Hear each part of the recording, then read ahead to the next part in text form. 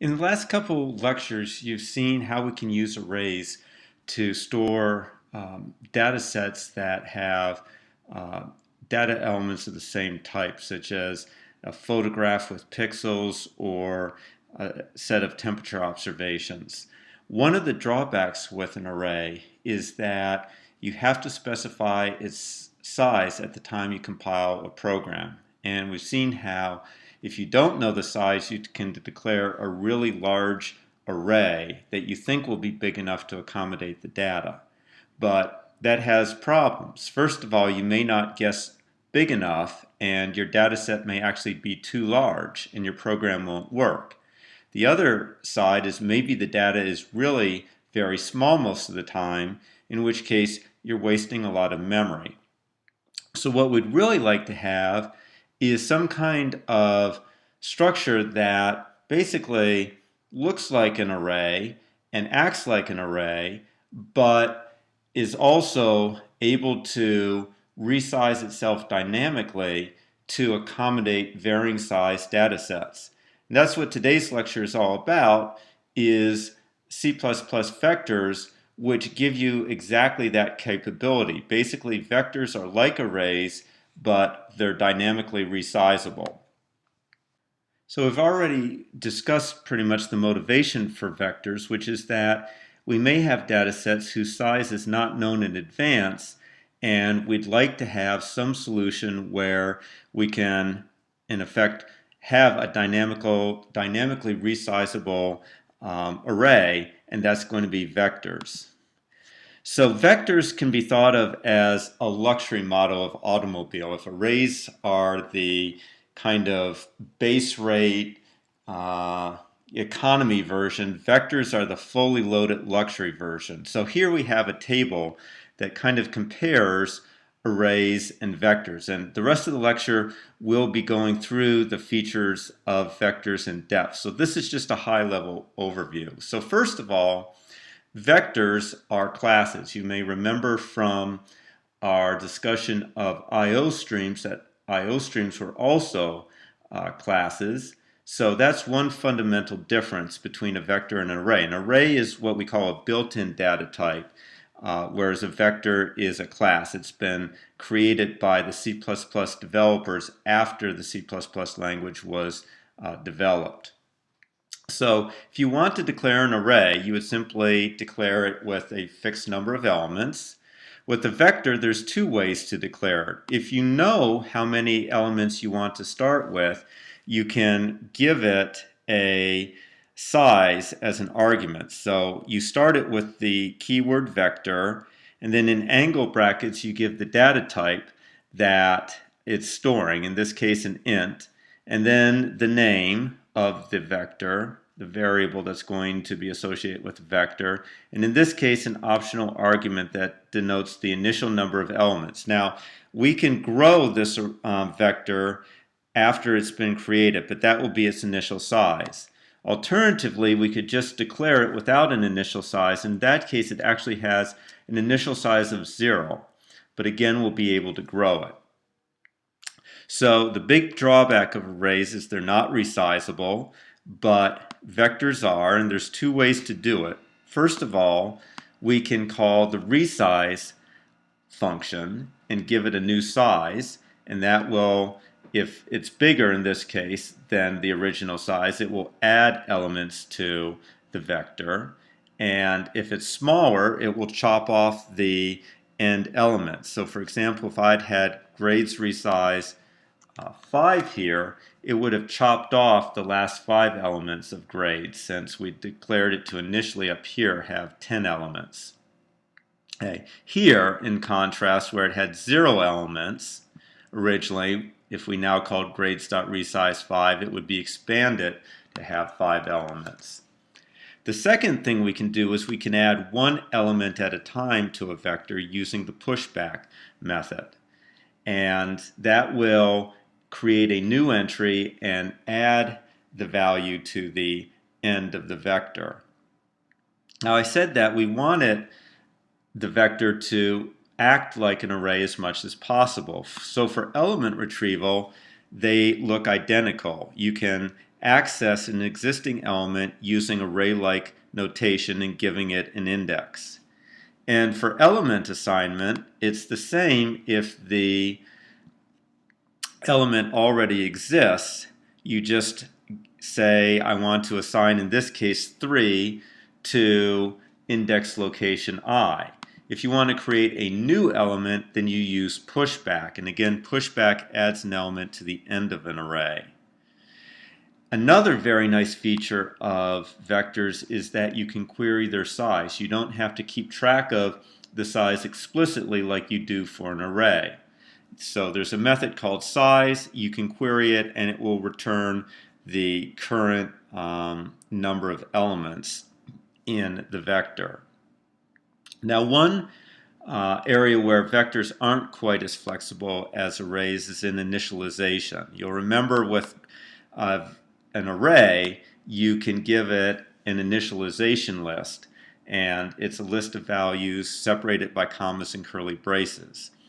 With vectors, it's a more limited option. You can give a second argument to the vector when you initialize or when you initially declare it. So the first argument is the number of elements. So this is initially a vector with 10 elements, and then optionally you can provide the second argument, which is going to be what each individual element is initialized to.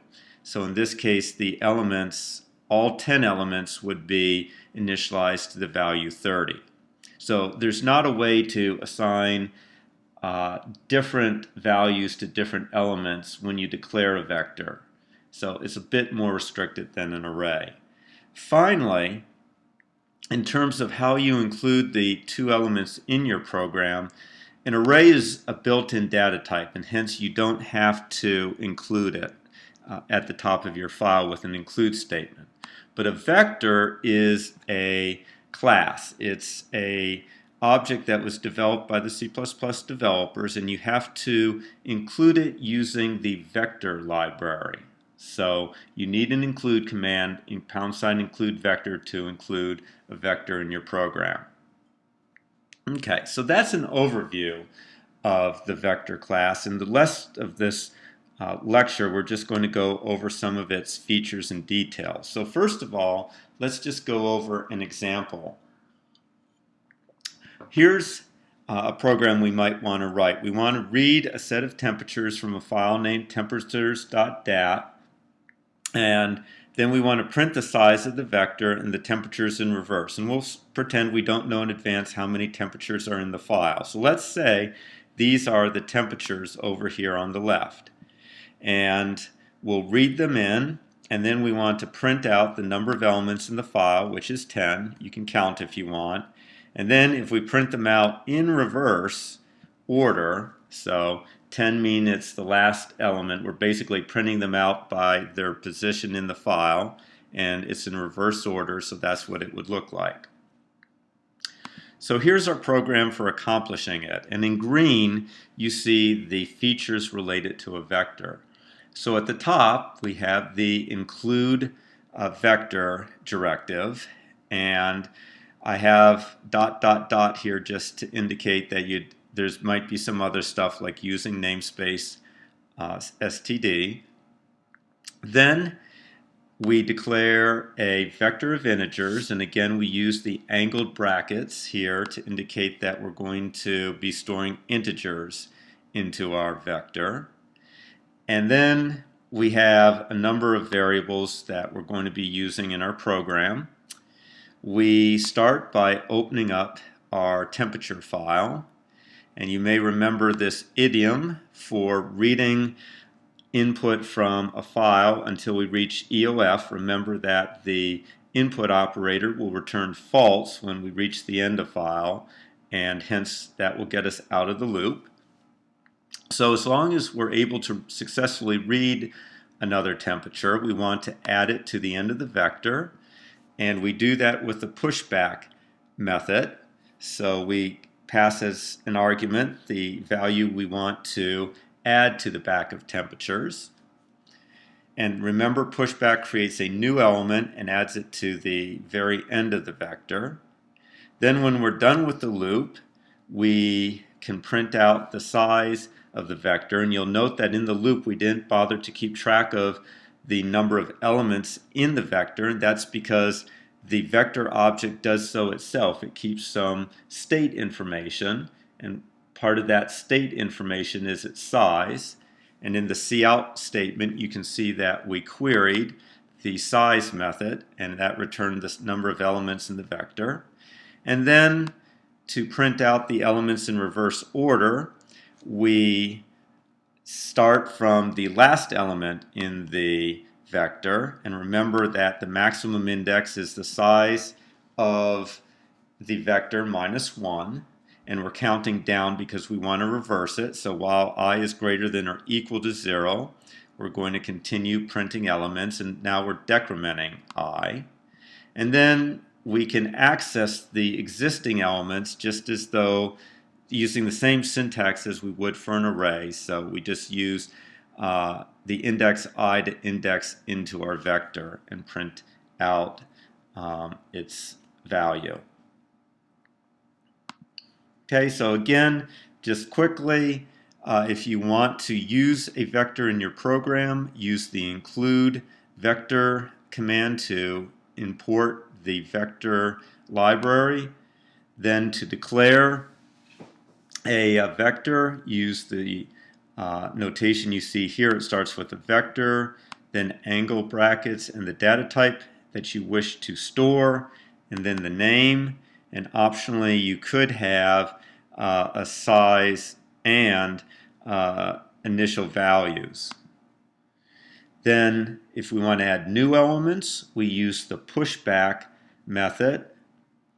And if we want to query the size, then we use the size method. That will return the existing number of elements in the vector. And if we just want to access the value of an already existing element, we treat the vector just like an array. So let's just look at a few of the commands in a bit more detail, and in particular the pushback command. If you're still not quite sure how it works, here's a pictorial image of pushback in action. So when we initially define the grades vector, it has 0 size. Then we start adding elements one at a time using pushback. So when we call pushback 20, it adds a new element to the vector, and since this is the first element, it puts it at index location 0, and now the vector has size 1. Next, we execute the command grades.pushback30, and that creates a new entry at index location 1 and stores 30 into it. So now we have a vector of size 2. Now we execute grades.pushback80. That creates a new element at index location 2 and stores the value 80 there. And now we have a vector of size 3. And finally, we call grades.pushback70, and it creates a 4th element, storing it in index location 3, and places the value 70 there. And we now have a vector of size 4. So you can see that each call to pushback creates a new element, or appends a new element to the end of the vector, and stores the value passed in as an argument in that location. Okay, and here's just another look at how pushback works, this time with a vector that we declare to have an initial size. So here we've declared a vector to have an initial size of 5, with each element initialized to the value 3. So we start out with a vector of 5 elements, and each element has the value 3. Now when we call pushback, it's still going to add or append elements to the back of the array. So now when we call pushback with 20, it creates a new element at index location 5 and stores 20 there. And now we have a vector of size 6.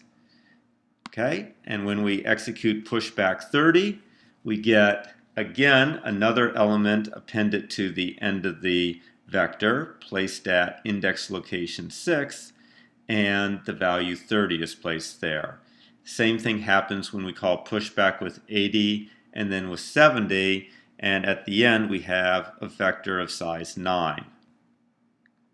So pushback does not change existing elements in the vector. Instead, it always adds a new value to the end of the vector. And then just different ways, again, a review of how you can declare a vector. There's basically 3 different ways to do it. One is to do it with no arguments, and that declares that it has a vector with an initial size of 0. And notice now, before all our examples involve storing ints, but now we're creating a vector that stores strings. So string is what's going between the angled brackets. And if you give one argument, then it's saying that the initial number of elements in the vector will be there'll be that many elements. So in this case, we're saying create a vector capable of storing 10 strings. Normally, they will be initialized to the value of the base value, which in the case of an integer is 0. In the case of a string is the empty string, but you should not rely on that. You should generally think that the value is undefined. And finally, you're allowed to do a declaration where you give both the initial number of elements and a value to initialize those elements to. So in this case, those initial 10 elements would all be set to the string value Brad. And then, as I said earlier, one of the nice things about an array is that you can dynamically resize it. And the resize method will change the vector to the specified number of elements. So in this case, we're saying it should be changed so that it can accommodate 20 elements. So if grades currently contains less than 20 elements, then we expand the size to 20 elements. And if we provided a default value, such as Brad, then those new elements will be set to that default value. If we had more than 20 elements, so we're reducing the size of the grades vector, then we'll keep the first 20 elements and throw away any of the remaining elements. So that means that in this case, any elements with an index greater than 19 is discarded. We're only keeping elements with an index between 0 and 19. And then as we've been through grades.pushback, it expands the size of the vector by 1 element and assigns its argument to that new element. So let's just do an example here to show you what happens with a variety of commands. Let's just insert a table to show you what is going on. So initially, we are creating a table, or a vector rather, with a single element. Okay, so move this over here. This command right here says create a vector with a single value and initialize it to 5. In fact, it'd be good if we could have an index there, so it's index 0. So we have a single element after this first statement. So if we now print out its size, the output will be 1 because there's one element in the vector. We now call v.pushback 42. And what that's going to do, so that's going to add a new row. So now have that value will be 1, and we'll get the value 42. So after v.pushback 42, our vector looks as you see right here. Now if we print out the size of v, the output's going to be 2 because there's 2 elements. Now we treat it as though it were an array and we ask for the last element. And how do I know that? Well, I'm asking for the v dot size, which is 2, subtracting 1 from it, and that always is going to be the last index location in our vector. So in this case, we're asking for the output of v of 1, and that's 42, because what we're asking for is v, its size is 2, minus 1, which is equal to v of 1, which is equal to 42. Now we resize the vector so that it has 5 elements. So if we go up here, we'd add 5 elements. Now it has 5 elements.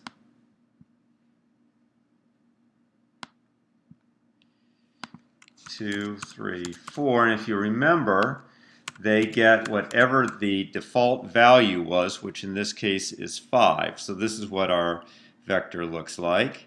And finally, when we execute the cout command one last time with this ask for the size, we output 5 because there's now 5 elements in the vector. Finally, we're just going to end by demoing the writing of a program. And we want to read sales numbers. So let's say we're a retail chain. We have some, say, monthly sales, and we want to, or maybe we have sales from our store for the current day. So we want to read sales numbers from the console and append them to a vector until the end of file is reached. And then after we've done that, we want to compute the sum of the elements in the vector. And even though you could do that as you're reading the elements, we're going to do it as 2 separate operations. So we first need to declare a vector, and I said there's sales numbers, so I would presume that it's a double or a floating point, and we'll call it our sales. And we'll need a temporary variable to hold our sales amounts. So then we will read from standard in into sales amount, and again the input operator will return false when we hit end of file, and we're simply going to append initially sales amount to our vector, so we use pushback to do that. And once we're done with it, what we'd like to do is compute the sum of the elements in the vector. So we'll have a counting variable that does it, and we'll just treat the vector now as though it were an array, and we'll count up to its size, and we will sum up the sales using array notation. And of course, we would have to make sure that at the top or down here, whichever you want to do, you have to declare I, and we have to also declare sales, or sum rather, to be equal to 0. And that would take care of summing up the values in our vector.